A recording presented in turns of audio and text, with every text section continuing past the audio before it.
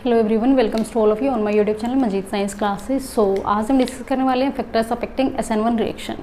Last video के अंदर हमने डिस्कस किया है SN1 रिएक्शन क्या होती है, कैसे जो SN1 रिएक्शन है वो प्रोसीड करती हैं। सो 3 मेजर फैक्टर हैं हमारे पास जिनके ऊपर जो SN1 रिएक्शन है वो डिपेंड करती है। First is nature of alkyl halide. जो हमारा एल्काइल हैलाइड है वो कैसा है, मीन्स प्राइमरी है, सेकेंडरी है या फिर टर्शरी है। इनके नेचर के ऊपर डिपेंड करेगी हमारी SN1 रिएक्शन का मैकेनिज्म। टर्शरी अल्काइल हैलाइड से हमें मिलेगा tertiary carbocation, secondary alkyl halide से हमें मिलेगा secondary carbocation and primary alkyl halide से हमें मिलेगा primary carbocation. And we all know tertiary carbocations are more stable than secondary and primary carbocation. So that's why जो ऑर्डर है हमारा SN1 reaction का वो ये रहेगा। इनके कंपैरिजन में अगर हमारे पास एलाइलिक कार्बोकेटाइन आ जाए, जो एलाइलिक कार्बोकेटाइन्स है are more stable than secondary carbocation.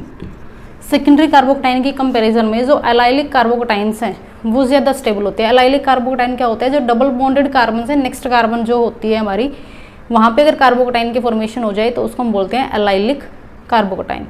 Clear. And अगर हमारे पास बेंजाइलिक कार्बोकेटाइन आ जाए, बेंजाइलिक कार्बोकेटाइन, ये हमारे लेस स्टेबल होते हैं टर्शरी कार्बोकेटाइन से। But in case of benzylic carbocation में अगर बेंजाइलिक सेकेंडरी कार्बोकेटाइन आ जाए then this carbocation is more stable than tertiary carbocation. Clear. ये चीज़ याद रखना बेटा। अगर हमारे पास नेचर ऑफ एल्काइल हैलाइड का कॉन्सेप्ट है, बेसिकली हमें ना कोई कंपाउंड्स के फॉर्म में देगा। अगर नॉर्मली है primary secondary tertiary carbocations, then tertiary more stable होगा than secondary and primary. Clear. But अगर डबल बॉन्डेड कार्बन हो साथ में या फिर बेंजीन रिंग के ऊपर कार्बोकेटाइन की फॉर्मेशन हो, देन वहाँ पे ध्यान रखना है जो सेकेंडरी कार्बोकेटाइन है वो लेस स्टेबल होता है एलाइलिक कार्बोकेटाइन से, बिकॉज जो एलाइलिक कार्बोकेटाइन है ये रेजोनेंस स्टेबलाइज होता है।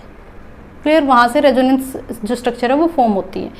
And benzylic carbocation are less stable than tertiary carbocation, but benzylic secondary carbocation are more stable than tertiary carbocation. Clear. And now next second factor, nature of leaving group. जो leaving group है, जो leave कर रहा है, जो X है वो कैसा है। अगर वो इजीली लीव करने वाला है तो जो SN1 का जो रेट है वो ज़्यादा होगा, मीन्स जल्दी SN1 रिएक्शन हो जाएगी। अगर वो इजीली मूव करने वाला नहीं है, लीव करने वाला नहीं है, तो रेट कम होगा। मीन्स जो X है उसके ऊपर डिपेंड करता है हमारा SN1 रिएक्शन का रेट। ईजिली लीव कर जाता है हमारा आयोडीन। जैसे हम अगर टोरी टेबल के अकॉर्डिंग चले तो fluorine, chlorine, bromine, iodine down the group जब मूव करते हैं तो इनका जो साइज़ है वो इंक्रीज होता है। साइज इंक्रीज होता है तो जो बॉन्ड है बिटवीन R एंड X वो इंक्रीज होता रहता है। मीन्स RI का जो बॉन्ड है वो ज़्यादा बड़ा होगा in comparison to, bond length है वो ज़्यादा बड़ी होगी in comparison to RF। Means जो RI के बीच का जो बॉन्ड है वो वीक बॉन्ड होगा in comparison to other. Weak bond होगा, ईजिली टूट जाएगा, ईजिली टूट जाएगा तो ईजिली लीव कर जाएगा। तो ये इनका करेक्ट ऑर्डर रहेगा लिविंग ग्रुप का। Next is nature of solvent. जो हम सॉल्वेंट लेके चल रहे हैं वो किस टाइप का लेके चल रहे हैं। SN1 रिएक्शन के अंदर हमने बात की थी पोलर प्रोटिक सॉल्वेंट के बारे में। हमने पोलर प्रोटिक सॉल्वेंट लेके चलना है। एग्जाम्पल भी डिस्कस किया हमने लास्ट वीडियो के अंदर कौन कौन से हैं हमारे पास। फर्स्ट है वाटर, एक हमने लिया था इथेनॉल या फिर हम बोल सकते हैं अल्कोहल, एंड देन हमने किया था इथेनोइक एसिड। इथेनोइक एसिड जो पोलर प्रोटिक सॉल्वेंट है, बेसिकली ये करते क्या है, जो पोलर प्रोटिक सॉल्वेंट हमारे होते हैं, polar protic solvent easily R और X के बीच का बॉन्ड ब्रेक कर देते हैं और प्रोटिक होने की वजह से वो जो X ग्रुप था उसको सराउंड कर लेते हैं, उसको घेर लेते हैं।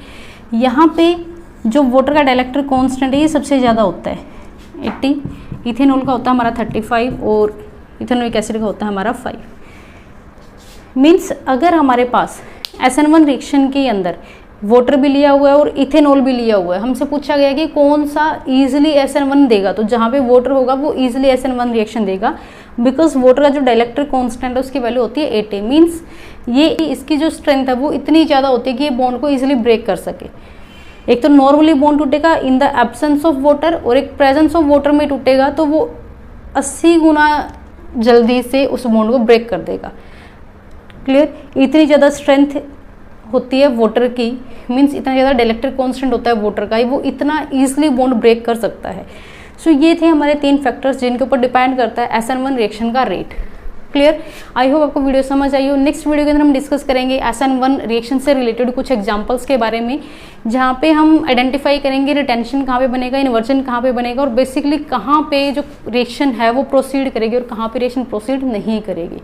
आई होप आपको वीडियो समझ आई हो। Thank you, have a nice day.